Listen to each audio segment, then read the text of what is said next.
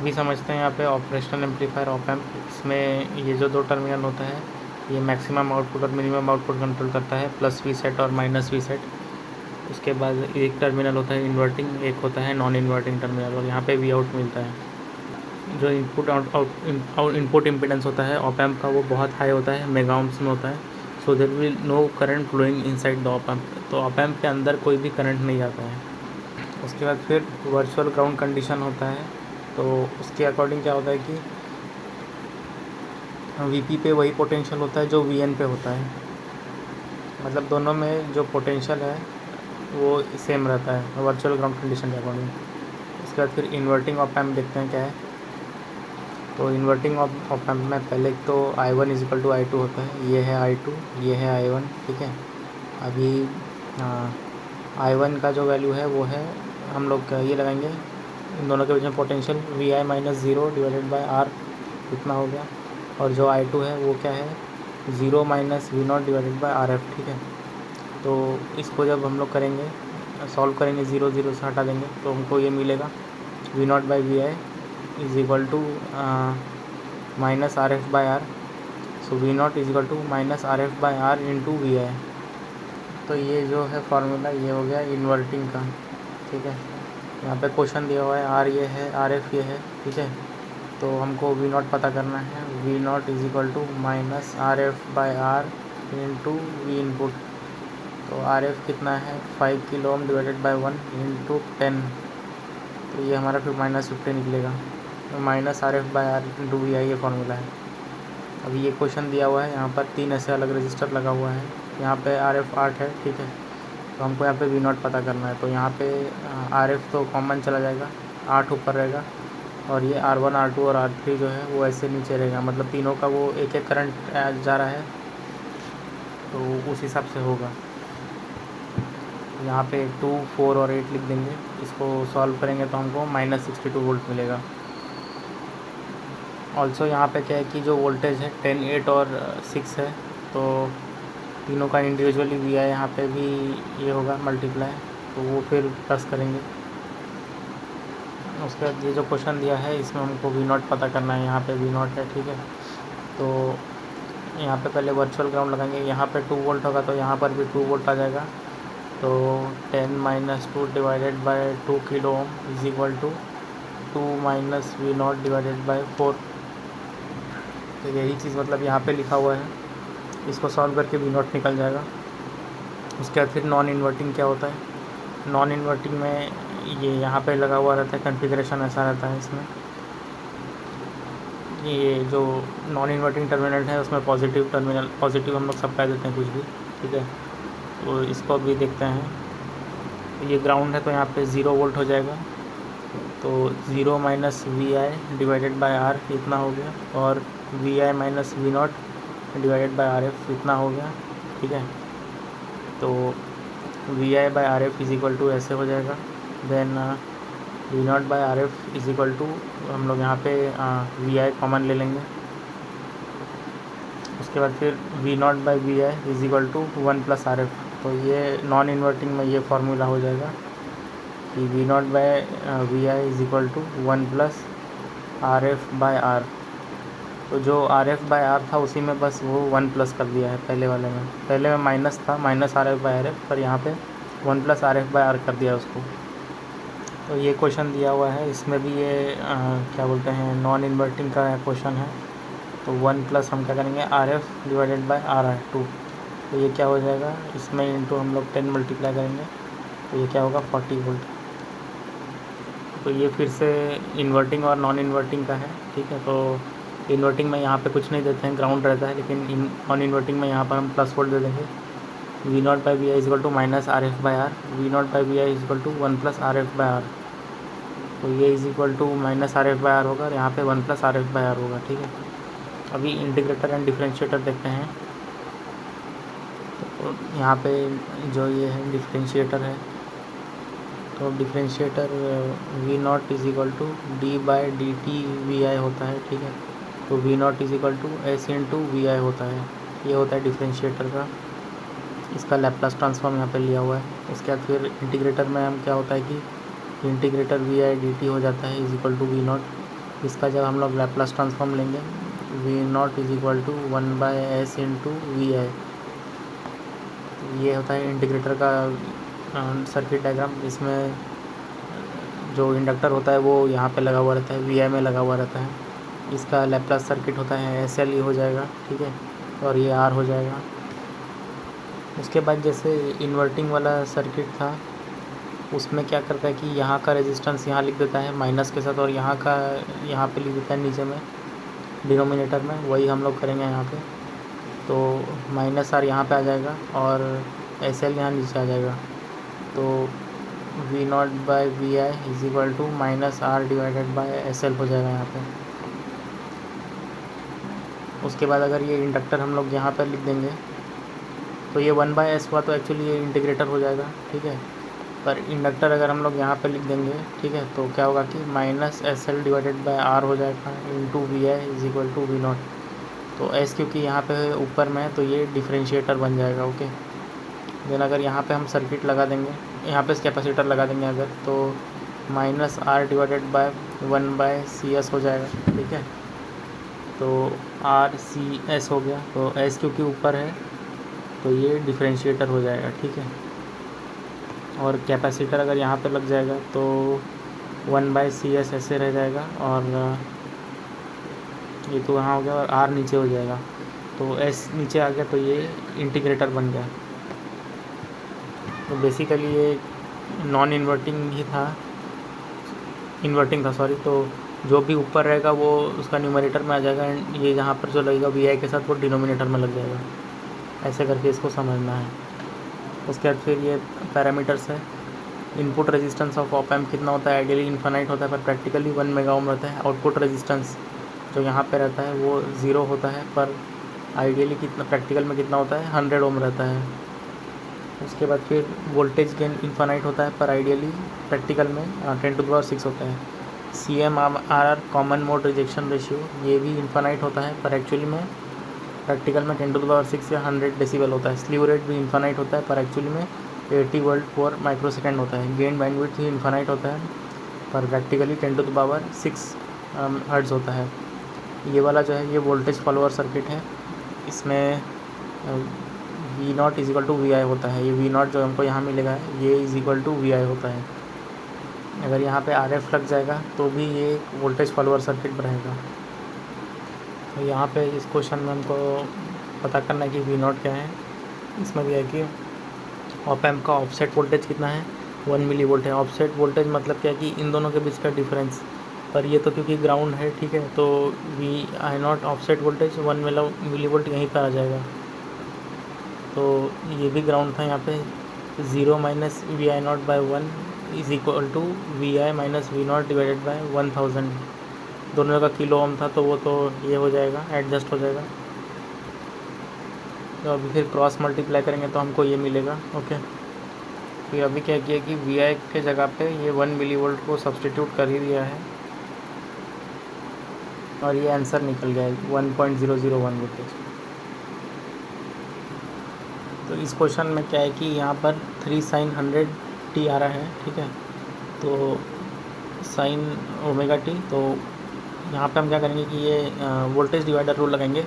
ये आर के अक्रॉस में जो रहेगा वो होगा 3 sin ओमेगा टी बाई 2 हो जाएगा, ठीक है। तो मतलब वी एन में भी इतना ही पोटेंशियल हो जाएगा। इसके अक्रॉस इतना हो गया 3 sin ओमेगा टी बाई 2, और इस आर के भी अक्रॉस इतना ही हो जाएगा क्योंकि ये दोनों रेजिस्टेंस तो इक्वल ही है। तो ये वी एन हो गया, तो यहाँ पर भी उतना ही हो जाएगा वो वर्चुअल ग्राउंड कंडीशन के हिसाब से। तो यहाँ पर अभी 0 वोल्ट है, 0 माइनस ये डिवाइडेड बाय आर, और फिर यहाँ पर 3 sin omega T minus V naught divided by 2r हो जाएगा, ठीक है। तो इसको जब सॉल्व करेंगे यहाँ पे वी नॉट का वैल्यू इतना निकलेगा 9/2 sin ओमेगा टी। उसके बाद ये क्वेश्चन में दिया है कि इसका जो सर्किट है इसका वाला क्लोज लूप वोल्टेज गेन कितना है। तो इसका क्लोज लूप वोल्टेज गेन 1 हो जाएगा क्योंकि V not is equal to V I. तो वर्चुअल ग्राउंड से यहाँ पर 0 वोल्ट आ जाएगा। तो हमको पता है कि ऑप एम्प का जो इनपुट रेजिस्टेंस है वो इन्फानाइट होता है। तो ये जो 2 मिली एम्पियर है वो अंदर तो नहीं जाएगा, ठीक है। सारा जो 2 मिली एम्पियर है वो यहाँ से इस तरफ पे चला जाएगा, ठीक है। तो अब ये जो 2 मिली एम्पियर था ये इज़ इक्वल टू यहाँ पे ये 0 volt, 0 minus V naught divided by ये 2 किलो ओम, ठीक है, ये 2 किलो ओम हो गया। अब इससे हम लोग वी नॉट निकाल देंगे। वी नॉट यहाँ का हमको मिल गया कितना, -4 वोल्ट। ओके, तो ये -4 अगर है तो क्या होगा कि इससे हम लोग ये 4 डिवाइडेड बाई 2 किलो ओम करेंगे तो हमको ये 2 मिली एम्पियर मिल जाएगा, ये वाला इससे, और वहाँ से भी 2 मिली एम्पियर आ रहा है। तो अभी KCL लगा देंगे, summation of current is equal to 0। तो पहले हम लोग मतलब नीचे जाने वाला करंट अज्यूम किए थे, लेकिन करंट का डायरेक्शन -4 की वजह से ऊपर का तरफ आ जाएगा, तो ये 2 मिली एम्पियर हो जाएगा। तो जब सॉल्व करेंगे तो हमको मिलेगा -4 मिली एम्पियर आई का वैल्यू, इस वाले आई का वैल्यू। तो ये जो आई यहाँ पे निकाले थे हम लोग 2 मिली एम्पियर, वो इस वाले मेथड से है, -4 यहाँ पे -4 और यहाँ पे 0, इन दोनों का माइनस डिवाइडेड बाई 2 किलो ओम। उसके बाद ये क्वेश्चन में हमको वोल्टेज गेन निकालना है। ये जो है ये नॉन इन्वर्टिंग में लगा हुआ है, क्योंकि ये क्या पॉजिटिव में जाके लगा, इसीलिए नॉन इन्वर्टिंग वाला रहेगा ये कॉन्फ़िगरेशन। तो V naught divided by V I is equal to 1 plus RF by R. तो RF यहाँ पे 100 हो जाएगा, R जो है वो 10 हो जाएगा। सो सॉल्व करेंगे हमको 11 मिलेगा। उसके बाद फिर ये क्वेश्चन देखते हैं, यहाँ पे वी आई 10 वोल्ट है, तो ये किस में, इन्वर्टिंग टर्मिनल में दिया है, तो इसका -RF बाय R हो जाएगा इसका फॉर्मूला। तो इससे जब ये वाले मेथड से निकालेंगे तो हमको यहाँ -50 मिलेगा, और यहाँ पर क्या है कि ये रेंज दिया हुआ है +10 से -10, तो यहाँ पे क्या है कि -10 के नीचे नहीं जाएगा, तो आउटपुट क्या होगा, -10 हो जाएगा। उसके बाद फिर स्लीव रेट क्या होता है वो देखते हैं। स्लीव रेट जो होता है वो maximum rate of change of output voltage under large signal condition होता है। Slew rate is equal to dV/dt maximum, ये फार्मूला इसका। आइडियली इसका वैल्यू इन्फानाइट होता है, बट प्रैक्टिकली 80 वोल्ट पर माइक्रोसेकंड होता है। अभी ये क्वेश्चन में हमको इसका आउटपुट पता करना है वी नॉट। तो यहाँ पे ये इनपुट जो है वो इन्वर्टिंग टर्मिनल में आ रहा है, तो इसका फार्मूला होता है SL डिवाइडेड बाय R होता है। SL ये हो गया, ठीक है, -SL बाय R। तो इसका ही ये इन्वर्स लैप्लास लिया है, -L bye R into dVi/dt। तो Vi कितना है यहाँ पे 20 sin ओमेगा t इंटू 4, तो -L कितना है 10 डिवाइडेड बाय R कितना है 2 इंटू D, इसका डिफ्रेंशिएशन क्या है, तो 20 इंटू 4 आ जाएगा बाहर में क्योंकि डिफ्रेंशिएट होता है, और साइन का cos 40 हो जाएगा। तो ये हो गया इसका आंसर। उसके बाद ये वाला क्वेश्चन है, इसमें क्या हो जाएगा कि तो इसका ऐसा फार्मूला बन जाएगा V naught is equal to, तो क्योंकि एस यहाँ पर है तो इसका ये डिफ्रेंशिएट हो जाएगा यहाँ पे। तो डिफ्रेंशिएट होने का फिर ये ऐसा रहेगा 2 इंटू 4 -2 इंटू 4 8 हो जाएगा। उसके बाद यहाँ पर भी एक्चुअली माइनस होना चाहिए था, d/dt ऑफ ये करेंगे तो 5 इंटू 2 साइन का ये कॉस हो जाएगा, और ये आंसर होगा। यहाँ पे और एक ये है कि d/dt ऑफ, अगर हम लोग यहाँ पे cos x कर रहे हैं तो उसका साइन आंसर क्या होगा, sin x होगा, ठीक है। तो यहाँ पर क्या है कि इनपुट जो है ये Vi का है, ठीक है। तो अगर फ्रीक्वेंसी जो है इनपुट का वो 0 है, ठीक है, और यहाँ पे ये ग्राउंड लगा हुआ है, तो अगर ये फ्रीक्वेंसी 0 है तो 1/ωc ये क्या करेगा कि ये इन्फानाइट रेजिस्टेंस, यहाँ पे इन्फानाइट रेजिस्टेंस देगा यहाँ पे। तो इसका मतलब है कि ये ओपन सर्किट हो जाएगा, ठीक है।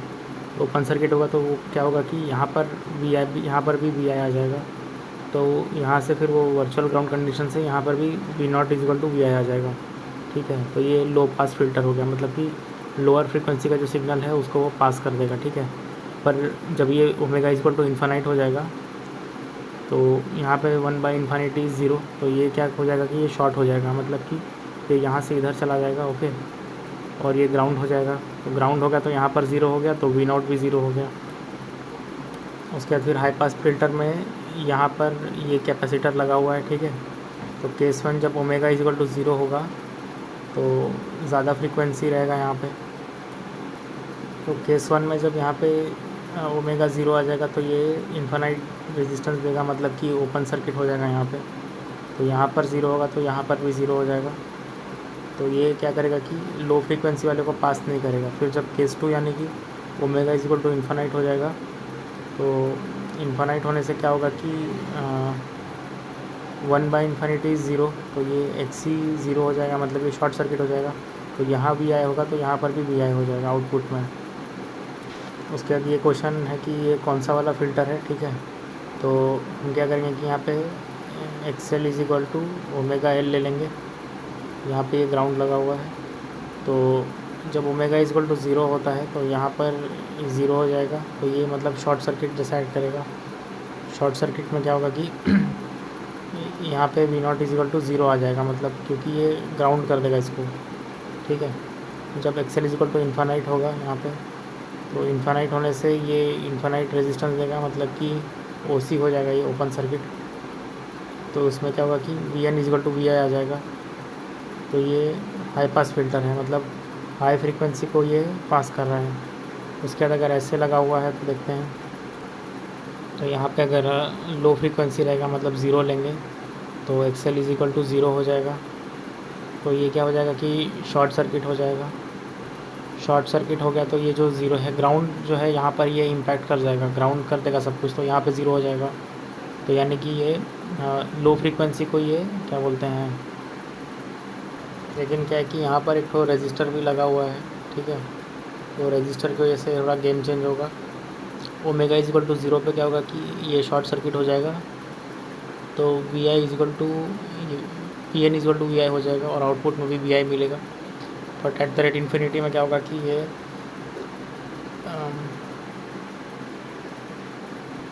इसका जो एक्सेल है वो बहुत ज़्यादा हो जाएगा, इसकी वजह से ये ओपन सर्किट बन जाएगा। तो यहाँ पर इसका ग्राउंड आ जाएगा, ठीक है। तो यहाँ पर वी नॉट भी ज़ीरो हो जाएगा। उसके बाद ये जो सर्किट है ये है ऑल पास फिल्टर का, omega is equal to zero. तो ये जो सर्किट डायग्राम है इस मिड ट्रिगर का है, यहाँ पर 2 आर लगा हुआ रहता है और इनपुट जो है हम लोग इन्वर्टिंग में दे रहे हैं, ठीक है, या फिर ऐसे 2 आर लगा होगा। तो ये स्मिथ ट्रिगर है। ये क्या करता है, बाइस्टेबल मल्टी वाइब्रेटर है, इसको स्मिथ ट्रिगर बोलते हैं, ठीक है। तो इसमें अगर if V I is greater than V P तो V not is equal to minus V set, और अगर वी आई जो है वो लेस दैन वी पी होगा तो ये प्लस वी सेट देगा। उसके बाद लॉगरिथम एम्पलीफायर में ये इसका सिंबल रहता है, डी यहाँ लगा रहता है, इसमें डायोड रहता है। तो एक्चुअली में क्या होता है कि जो ऑप एम्प होता है वो डिफरेंस को ये करता है, evaluate difference between the both, okay, मतलब V1 और V2 के डिफरेंस पर। आइडियली क्या है कि दोनों इनपुट्स में अगर सेम सिग्नल आ जाए या नॉइज़ आ जाए तो उसको इग्नोर करना चाहिए, इसी को CMRR बोलते हैं, defined as ratio of differential gain to common mode gain. तो ये है यहाँ पे AD डिवाइडेड बाय AC, ठीक है। ये है डिफरेंशियल गेन, यही यूज़फुल सिग्नल है। और कॉमन मोड गेन मतलब कि इसको ही बोलते हैं नॉइज़, ठीक है। उसके बाद है यहाँ पे क्वेश्चन में कि हमको वी नॉट निकालना है, तो यहाँ पे ये प्लस में यहाँ 10 वोल्ट दे रहे हैं, ठीक है। ये किस में लगा हुआ है, ये नॉन इन्वर्टिंग वाला है, ओके। तो 1 plus RF divided by R में इसका फॉर्मूला यूज़ होगा। RF ये है और R ये है, ठीक है। तो ऐसे करके आंसर निकल जाएगा। उसके बाद ये क्वेश्चन दिया हुआ है, if the input is square wave then output is, तो इसका जो ये बनेगा वो होगा R/SL रहेगा, मतलब ये क्या है, इंटीग्रेटर है। तो स्क्वायर का इंटीग्रेटर क्या होता है पहले देखते हैं। तो इंटीग्रेशन उसका क्या होगा, ट्रायंगुलर हो जाएगा, ठीक है। उसके बाद ये क्वेश्चन दिया हुआ है, इसमें हमको वी नॉट पता करना है। तो यहाँ पे 2 वोल्ट है तो यहाँ पे भी 2 वोल्ट हो जाएगा। तो 10 - 2 डिवाइडेड बाई 2, और ये जो 2 है फिर ये minus V naught divided by 4, ऐसे करके ये आंसर निकल जाएगा इसका 14 वोल्ट। उसके बाद अगर ये किसका डायग्राम है पूछेगा तो ये सिर्फ एक कंपेरेटर का डायग्राम है।